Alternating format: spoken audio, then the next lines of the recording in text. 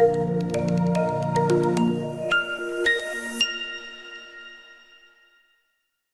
Je vais vous demander de vous présenter, s'il vous plaît. Parfait, donc bonjour. Merci de m'avoir invité à parler de ce sujet de la cybersécurité pour les aéroports en Afrique. Donc moi je suis Ayoub Sabar, consultant spécialisé en cybersécurité d'origine marocain, basé en France. Après plusieurs années d'expérience en tant qu'expert cybersécurité, où j'ai pu occuper des fonctions de consultant, auditeur, architecte, RSSI pour des grandes structures.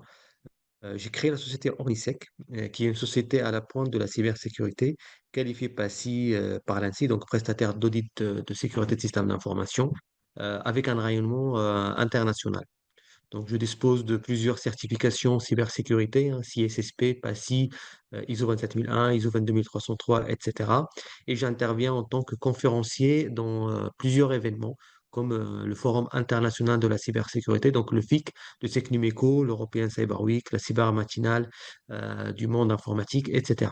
Donc, je suis également président du CLUSIR Bretagne, qui est un club des experts de la cybersécurité en Bretagne, et également fondateur de l'événement phare qui se passe en ligne, qui est le Cyber Meetup by Ayoub.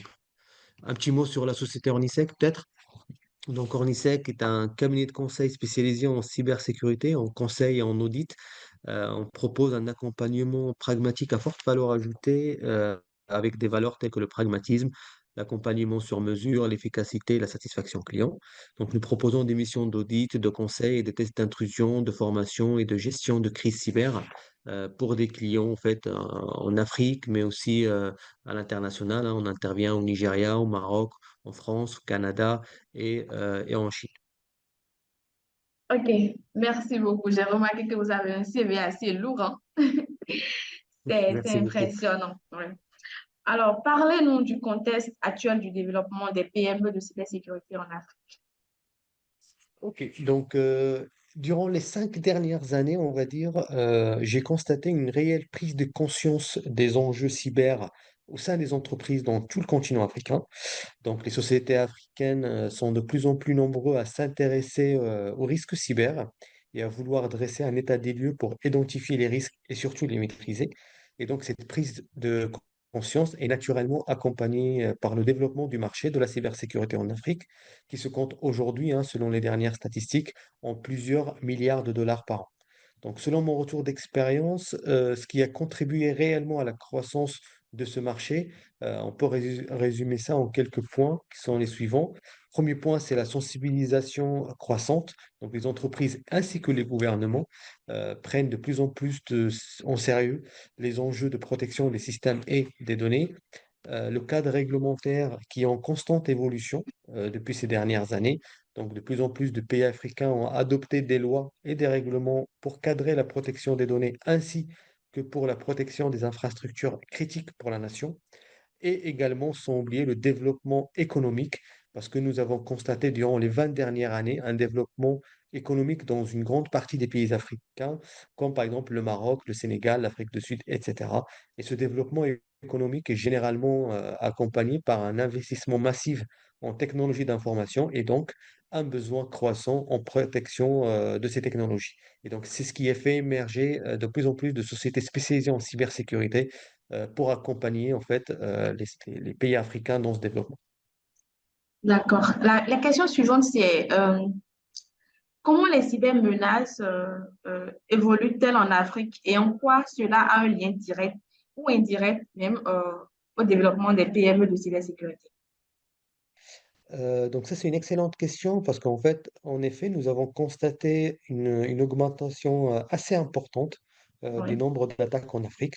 D'ailleurs, selon le baromètre de la cybersécurité en Afrique du CISIA, on a en fait constaté 56% des entreprises en Afrique qui déclarent avoir subi au moins une cyberattaque en 2022.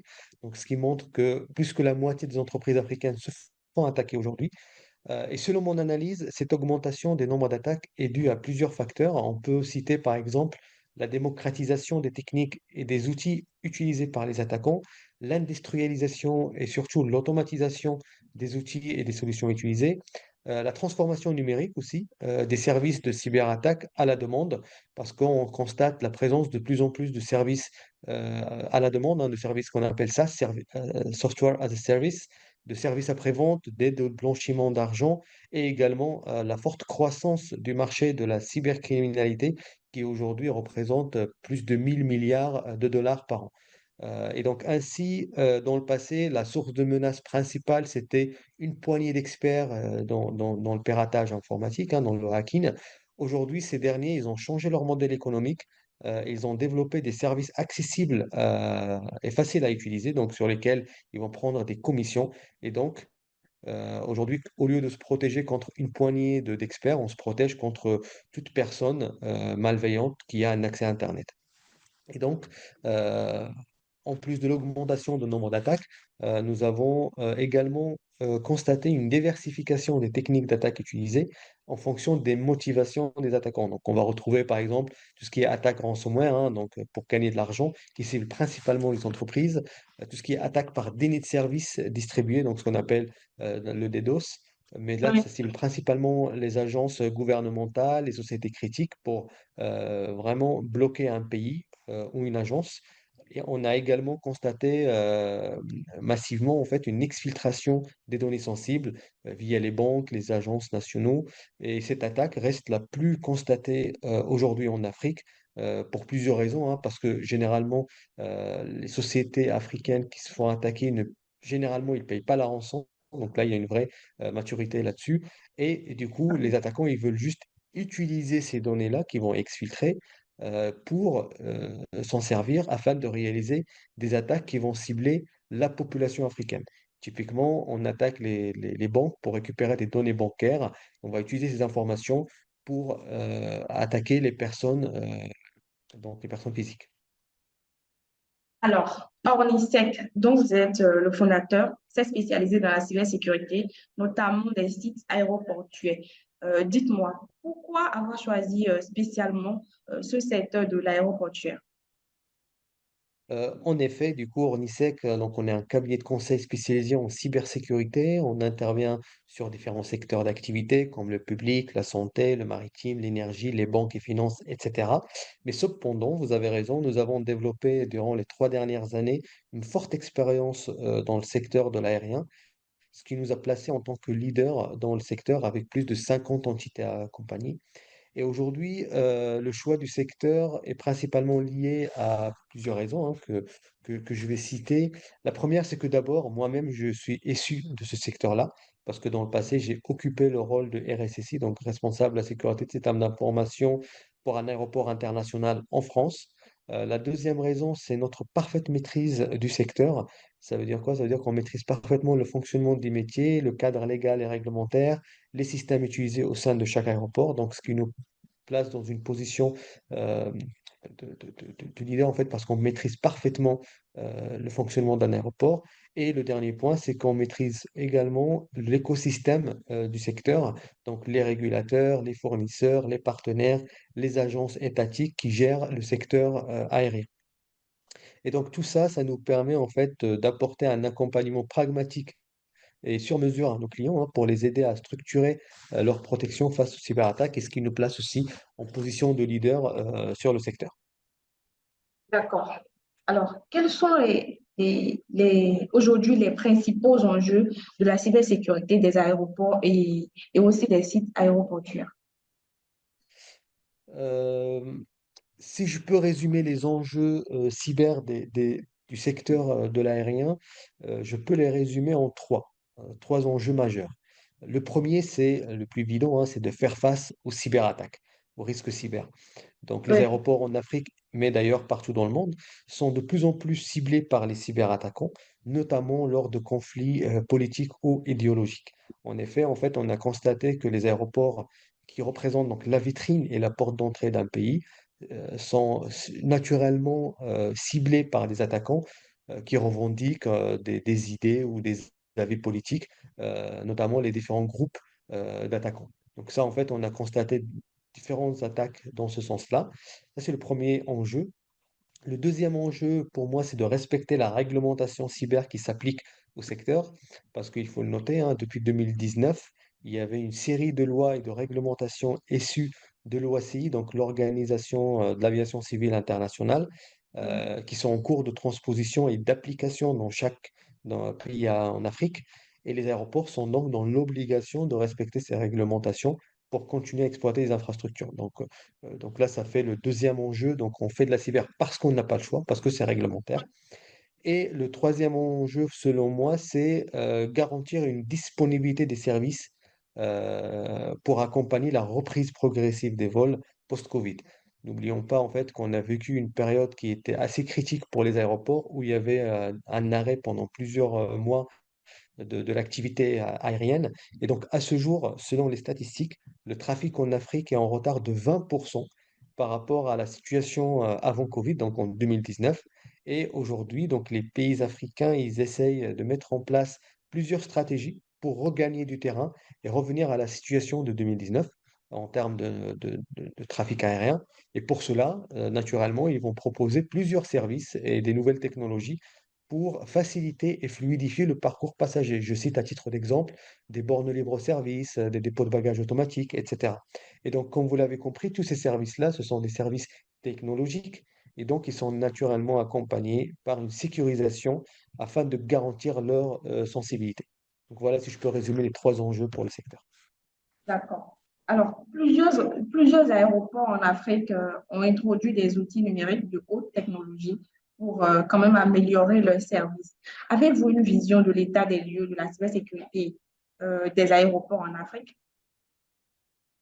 Oui, tout à fait. Donc, en fait, effectivement, lorsqu'on analyse le secteur de l'intérieur, on se rend compte que si la fonction de la sûreté est correctement appréhendée au sein des aéroports, car elle est bien cadrée et encadrée par des procédures, des réglementations et des contrôles, le constat est qu'en matière de cybersécurité, la protection demeure largement perfectible. En effet, nous constatons un décalage alarmant entre l'écosystème de la menace et le niveau de protection actuellement mis en place. Et selon plusieurs statistiques, les cyberattaques signalées ou identifiées euh, sur le secteur, ils ont augmenté de 530% les 2 dernières années. Et donc, le secteur aérien est touché par plusieurs types d'attaques, hein, notamment les ransomware. D'ailleurs, selon certaines statistiques, il y a une attaque qui touche un aéroport par semaine de type ransomware. Et si je peux citer quelques exemples, donc récemment, il y a eu Air Sénégal qui a été Oui. attaqué. Il y a eu plusieurs aéroports en Kenya qui ont été attaqués. Il y a aussi l'ASECNA, qui est une agence d'aviation civile euh, qui a été, qui présente dans différents pays africains, donc Sénégal ou autres, qui a été également attaqué.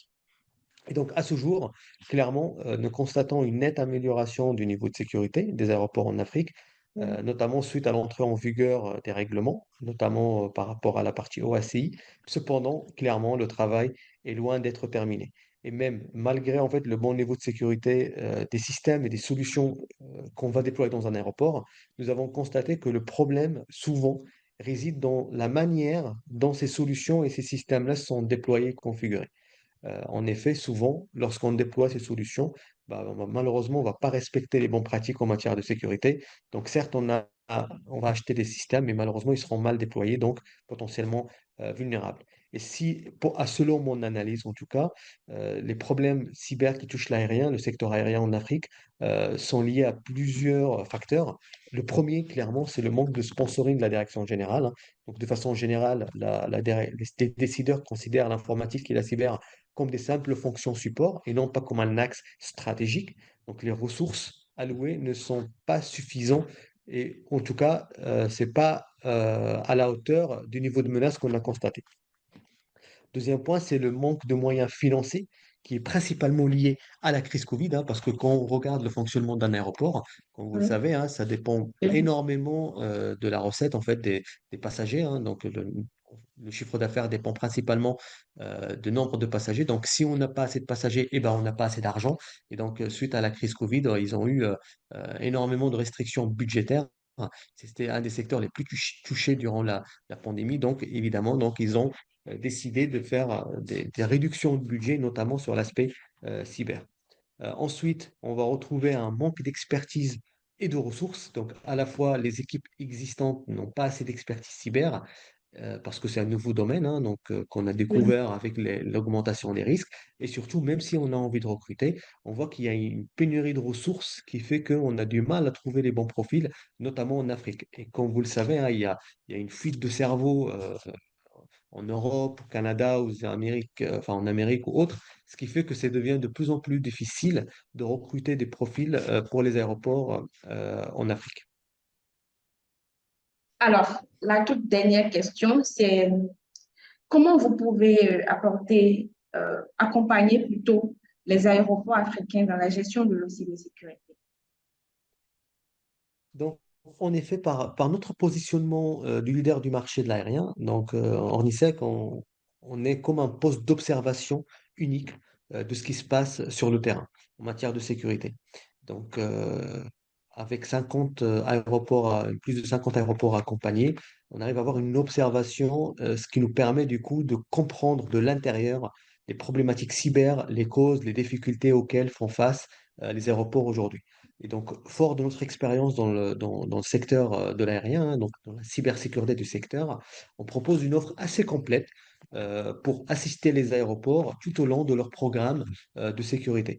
Donc, ça peut être de l'assistance à la mise en place d'un cadre de gouvernance, de la réalisation d'un état des lieux à travers différents audits techniques et organisationnels, de la définition des objectifs de sécurité à travers des audits de conformité, des analyses des risques en fonction de chaque acteur. Ça peut être l'élaboration de schémas directeurs et de feuilles de route. Ça peut être l'accompagnement à la mise en conformité réglementaire. Aussi, ça peut être l'externalisation de la fonction RSSI, donc responsable sécurité système d'information, afin de piloter l'ensemble des enjeux cyber de l'aéroport et être conforme aux réglementations locales et internationales, et surtout assister les aéroports pour sensibiliser et former les équipes qui restent en fait le maillon le plus faible dans la chaîne de cyberattaque. Alors, j'ai une question personnelle, c'est que Oui. j'aimerais poser à un expert, c'est de savoir en cas d'attaque cyber, quelle est la bonne manière? Est-ce que l'entreprise doit communiquer ou juste rester silencieux? Parce qu'on remarque aujourd'hui, en cas d'attaque, il n'y a pas de communiqué, il n'y a rien et les clients, les partenaires se demandent est-ce que c'est vrai ou c'est faux? C'est quoi la bonne manière? Ça, c'est une très très bonne question.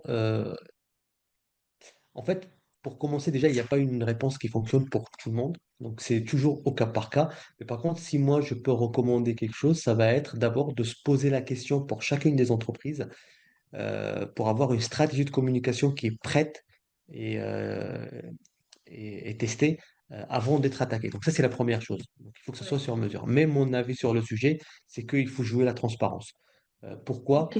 Parce que de toute façon, les partenaires ils vont le savoir, ça va se Oui. découvrir et ça serait encore pire en fait parce qu'ils vont dire ok bah ils ont essayé de cacher les choses alors que si on avait joué à la transparence et on aura plutôt un coup de main plutôt de la compréhension de nos partenaires que de la critique. Donc ça c'est vraiment moi un conseil que je donne, c'est jouer à la transparence. Par contre, la communication, il faut que ça soit extrêmement bien cadré. Ça veut dire quoi? Ça veut dire qu'il faut définir en amont qui a le droit de communiquer, quel niveau de détail on va donner, à quel moment, quel est le format on va utiliser pour communiquer, et comment en fait on va centraliser la communication pour éviter la fuite d'informations sensibles, etc.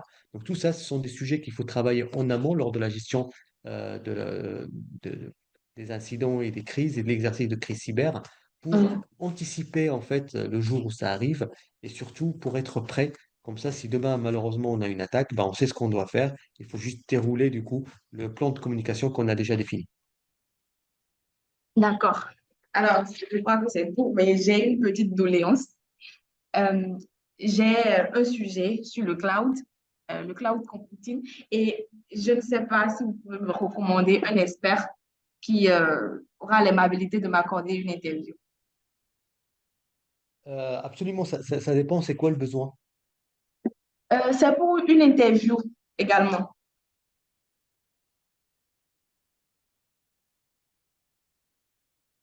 Ah, donc pour une présentation comme celle-là? Oui. Oui, oui, bien sûr, je peux demander. C'est quoi les questions que tu veux? Est-ce que tu peux m'envoyer le protocole? D'accord, je vais établir le protocole et vous envoyer. Voilà, comme ça, en fait, moi, en fonction de ça, je peux te renvoyer vers la bonne personne parce que ça dépend de ce que tu cherches, le niveau de profondeur que tu cherches, et comme ça, je peux t'envoyer vers le bon profil. D'accord.